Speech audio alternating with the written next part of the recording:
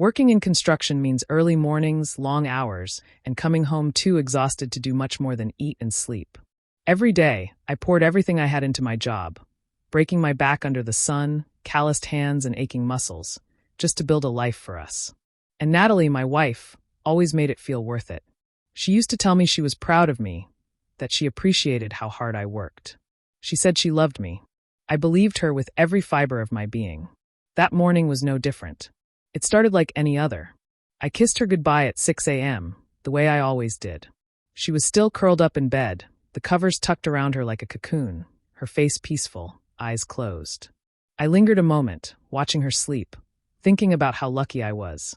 Then I grabbed my coffee and headed out the door. Around noon, my boss called, something about site delays, materials not showing up.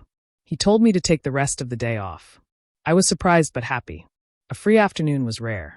I figured I'd take Natalie out to lunch, maybe catch up like we hadn't in a while. Something normal. Something good. When I pulled into our driveway, I noticed a car parked out front. Unfamiliar.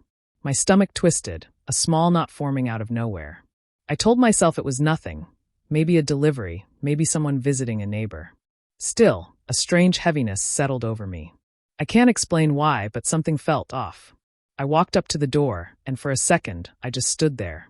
My hand hovered over the knob. Maybe it was instinct. Maybe some part of me already knew.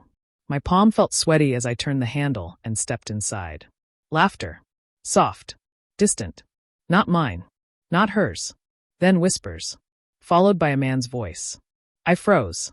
Everything inside me went still, like the world had paused. Slowly, quietly, I moved down the hall. My heart was slamming against my chest so hard it hurt. I reached our bedroom, and the door was slightly ajar. Just enough to see inside. And there she was. Natalie. My wife. The woman who promised forever. Wrapped around some guy like I never existed. Her hands on him. Their bodies entwined. She looked like she belonged there, with him.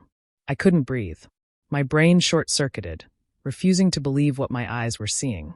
For a moment, I felt like a ghost watching someone else's life. Then reality hit me like a freight train. My fists clenched.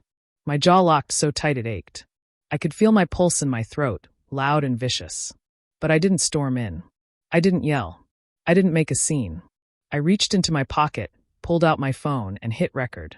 Just a few seconds. Just enough. Then I turned around. I walked out, down the hallway, out the front door. Back to my truck. I sat behind the wheel, gripping it so tightly my knuckles turned white. My mind was chaos, rage, betrayal, humiliation all crashing together in a storm I couldn't control. But one thought cut through it all. She chose this. So I opened our message thread and sent the video. No caption. No explanation. Just truth. And I waited. Seconds later, I heard her scream. Then footsteps. Then the front door flew open. She came running out, wrapped in a robe, her face pale and panicked. Wait. Please, it's not what you think, she cried, her voice trembling. I looked at her, eyes cold, heart already turning to stone. I saw what it was, Natalie. Her hand reached out, desperate to touch me, to pull me back, but I stepped away. Behind her, the guy, bare-chested, clueless, stood in the doorway like he wanted the earth to swallow him whole. You don't understand, she pleaded, tears brimming in her eyes. I shook my head. No, I understand perfectly. I got in my truck, turned the key, and drove off. She called again and again. I didn't answer. By the time I got to my friend Mark's place, my phone was overflowing with messages. Apologies.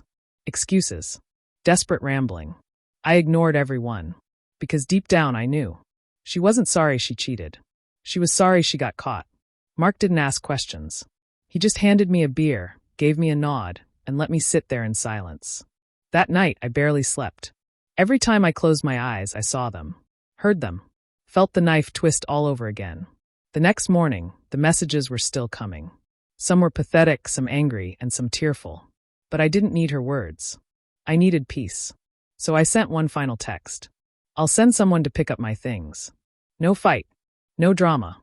Just closure. The moment I hit send, something inside me loosened. The weight began to lift. I wasn't going to beg for love.